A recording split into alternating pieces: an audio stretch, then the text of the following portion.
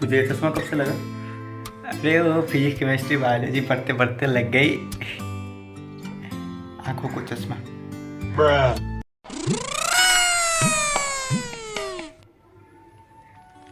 विज्ञान की वजह से आपके आंखों में आईना लगा, किंतु आप पढ़ाई कब करते हैं? पढ़ाई नहीं, अश्लील वीडियोस देखने की वजह से हुआ है ये। यार वो सब बात की बात है, पहले ये बताओ किस किस का एडमिशन हो गया? मार्कंडे, राम जी,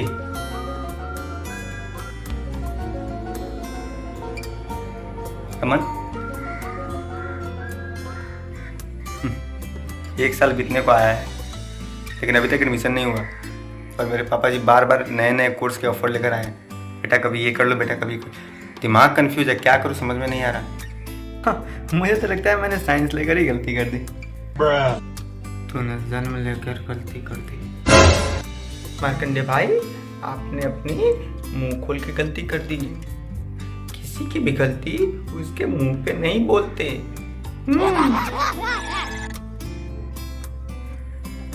सोचता साइंस लूंगा, बहुत स्कोप है उसमें, लेकिन इससे ज़्यादा स्कोप तो हमारी शादियों में होता है।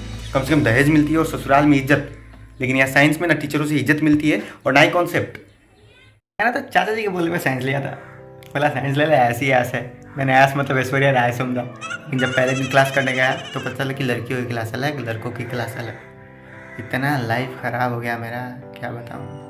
तुम साइंस वालों जिंदगी भर किताब की बोझ उठाकर रोते हो और हम कॉमर्स वाले लड़कियों की बोझ उठाकर खुश रहते हैं।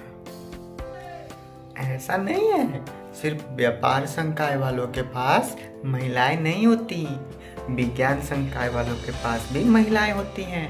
अब आप हमारे सिद्धार्थ भैया को देख लीजिए, वो अलग बात है कि उन्हें बाद में वो महिलाएं छोड़ के चली जाती हैं। तो कुछ भी हो, मगर साइंस वाले हमेशा रोते ही रहेंगे। मार्कंडे, एक बात बता, तू साइंस वालों से इतना जलता क्यों है? साइंस वाले को याद है क्या, जो मैं उनसे जलूंगा वो तो बुझी हुई राख है। अच्छा, तुम लोग तो हमारी बुक्स की साइज देखकर भाग जाओ, तुम लोग क्या हमारी तुलना करोगे? अच्छा, कोई प्रेजेंटेशन देकर दिखाना लाखों की भीड़ में, तब पता चलेगा साइंस वाले बेहतर हैं या कॉमर्स वाले। प्रेजेंटेशन तो बच्चों का काम है, हम लोग ना एक्सपेरिमेंट करते हैं, वो भी लाखों की भीड़ में, समझे? तुम साइंस वालों की क्या औकात है हमारे सामने? अरे औकात की क्या बात करते हो तुम लोग? तुम लोगों को तो पर्सनालिटी डेवलपमेंट की एक्स्ट्रा क्लासेस लेनी पड़ती है, लेकिन हमें नहीं लेनी पड़ती, क्योंकि सबको पता है साइंस वालों की पर्सनैलिटी स्काई टचिंग होती है, समझे? हाँ।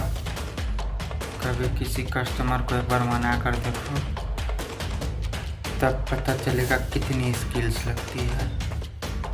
कभी प्रैक्टिकल में भी टीचर से साइन लेकर दिखा दे, तब मैं मानूँ। कस्टमर को मनाएंगे। एक लैब टीचर से साइन लेने के लिए कितनी स्किल्स लगती है पता है? दादाजी को मारना पड़ता है, फिर पैदा करना पड़ता है, चाची की दूसरी शादी करानी पड़ती है, बवासीर का बहाना बनाना पड़ता है, तब जाके वो साइन करता है। ऐसे स्किल्स लेकर आ पाएगा? राम राम राम राम राम राम। बोल बोल, अब बोल। एक बैलेंस शीट निकाल के दूंगा ना, तो तुम लोगों की दिमाग आत्महत्या कर लेगा। कर देना छोटा, आगे ना उसी अपनी पुरानी बैलेंस शीट की टॉपिक लेकर। तो अब मैं बोलता हूँ, सुन। एक हार्मोन्स का नाम लिख के दूंगा तो प्रोनाउंसिएशन करने में जबान को लकवा मार देगा। ऑर्गेनिक केमिस्ट्री का एक इक्वेशन लिख के दूंगा तो ज़िंदगी बीत जाएगी, लेकिन कुछ समझ नहीं आएगा तुम लोगों को। सिर्फ तुम लोगों को उसमें एक तीर और एक प्लस दिखाई देगा। और फिजिक्स की तो बात ही मत करो, सिर्फ एक थ्योरी पे नज़र डाल देना। भगवान कसम कहता हूँ, जबान की जगह पे किडनी आएगी और किडनी की जगह पे हार्ट आएगा, लेकिन पल्ले नहीं पड़ेगा। और फिजिक्स में तो ध्यान ही मत दियो तुम लोग। तुम लोग के पैदा होने पे भी डाउट लगेगा, पता नहीं चलेगा तुम लोग इस जिंदगी में हो कि नहीं हो, समझे? ये तुम लोग ना ये साइंस वर्सेस कॉमर्स बंद करोगे? आप लोग आपस में तो ऐसे लड़ाई कर रहे हैं जैसे विज्ञान आपकी अर्धांगिनी हो और व्यापार आपकी साली हो। राम जी, क्या होता है ना, जब इंसान की लाइफ में खुद कुछ अच्छा नहीं होता ना, तो वो दूसरों की लाइफ की कमियां बता के अपनी लाइफ को खुशहाल बताता है, समझे? बात तो सही है, हमें से अभी तक किसी को भी एडमिशन नहीं मिली। हम लोग खामखा आपस में लड़ रहे हैं। राम जी, तू बता, तू कौन सी कोर्स लेने वाला है बैचलर के लिए? भैया मैंने ना सोचा है ना कि मैं 10-15 गाय खरीद लूँ और उनके दूधों को बाज़ार में बेचूँ और साथ में किसानों को ना उनके गोबर को भी बेचूँ। बहुत पैसा है भैया इसमें, मैं तो यही करूँगा। लगभग कितनी कमाई हो जाएगी महीने में?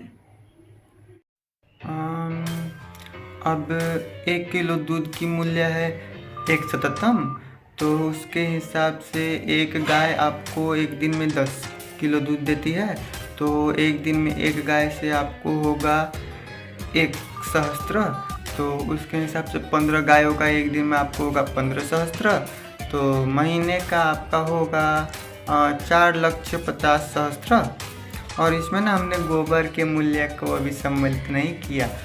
अगर गोबर के मूल्य को सम्मिलित किया जाए ना तो आपके महीने का 6 लक्ष्य होगा, इतने का व्यापार होगा। हाँ, कमाल है यार, मतलब सिर्फ 7,20,000 की पैकेज गायों की तबेले से। पहले तू ये बता, ये जो तू तबेला खोलेगा तो उसमें गोबर उठाने वालों की तो ज़रूरत पड़ेगी ना? हाँ, उसकी सैलरी कितनी देगा तू? यही महीने का कुछ 30 से 35 सहस्त्र। अगर वो दूध भी बेचने गया तो 50 सहस्त्र महीने का दूंगा। हाँ, क्या? मैं रेडी हूँ। वो गोबर में उठाएगा, ठीक है, मैं उठा लेगा, मेरे को आता है, मेरे को सब आता है, मैं बहुत अच्छे से करता है, एक्सपीरियंस है, वो भी पूरे 7 साल का। हाँ, तू क्यों जल्दी ट्रेन में चढ़ रहा है? उतर, नीचे उतर, नीचे उतर जल्दी। कैसे भाई, मेरी लाइफ सेट है यार। और हाँ, इज्जत से बात करिए, मेरे से 6 लाख की पैकेज कमाता हूँ यार। कमाता हूँ? गाँव बसा नहीं और बोल रहा है कि ससुर जी का घर वहाँ पे है यार। अकड़ तो देखो, अकड़। अब मैं क्या करूँगा? मेरे पास एक आइडिया है। क्या? कोर्स चेंज करके बीबीए कर ले, अक्सर साइंस वाले यही करते हैं। मैं और कमर्शियल लाइन में कभी नहीं, कभी भी नहीं। पता चला कल को मैं किसी कंपनी का अकाउंट हैंडल कर रहा हूँ और प्रॉफिट की जगह पे नाफा और लॉस की जगह पे घाटा लिख के चलाऊँगा, कंपनी के रिश्ते लगा दूंगा मैं। प्रॉफिट, नाफा, लॉस, घाटा,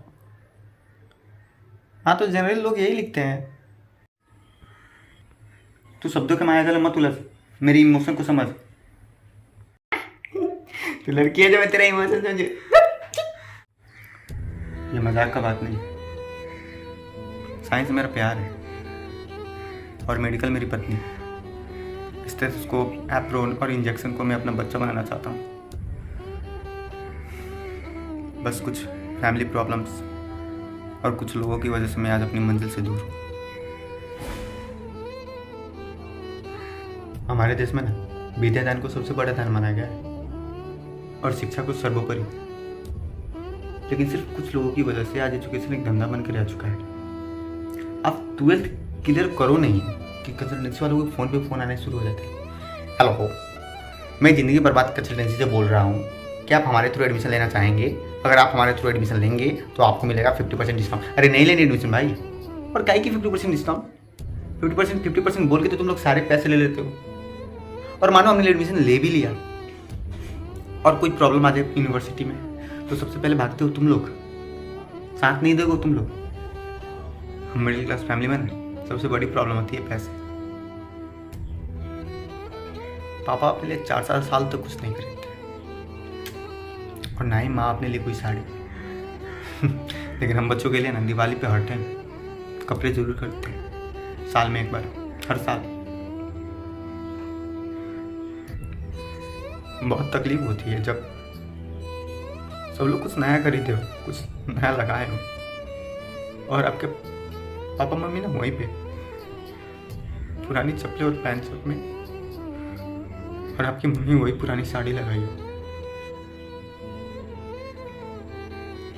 वो लोग अपने लिए कुछ इसलिए नहीं खरीदते कि वो कंजूस है, नहीं, बिल्कुल नहीं। वो अपने नीड्स को, शौक को सैक्रिफाइस करके हम बच्चों के लिए पैसे जमा करते हैं ताकि हमारी कॉलेज की फीस भरी जा सके। लेकिन उन्हीं पैसों को कंसल्टेंसी वाले, कॉलेज वाले, कोचिंग वाले खून की तरह चूस जाते हैं और हमारे सपनों के साथ खिलवाड़ कर देते हैं। 6 एंट्रेंस एग्जाम देके बैठा हूँ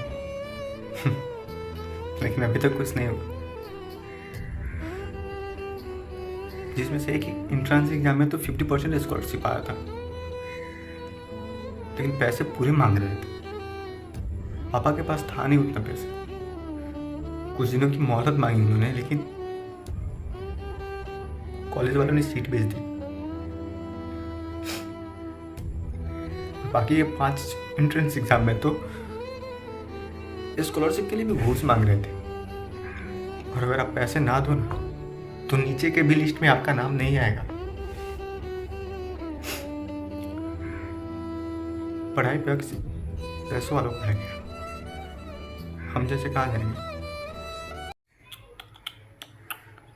रोते हुए एकदम बिल्कुल प्रलयनाथ गेंडा स्वामी की तरह दिखता है, वो भी कैल्शियम की कमी वाला प्रलयनाथ। अरे पनौती वो सब छोड़ो, मेरे पास एक सजेशन है, वो ले लो। अरे दीदी आइए आइए पधारिए। अभी अभी सिद्धार्थ भैया अपने मार्ग से भटक गए हैं, बहुत अजीब अजीब शक्लें बना रहे हैं।